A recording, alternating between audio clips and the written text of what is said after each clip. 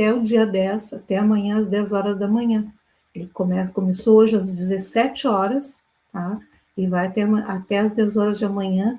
É chuva até 50 milímetros ao dia, vento até 60 quilômetros por hora.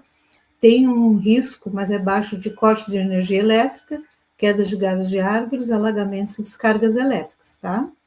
Então, áreas afetadas aqui, né? Nós estamos vendo aqui que é o Mato Grosso do Sul, o norte do Paraná e o sul de São Paulo, ok?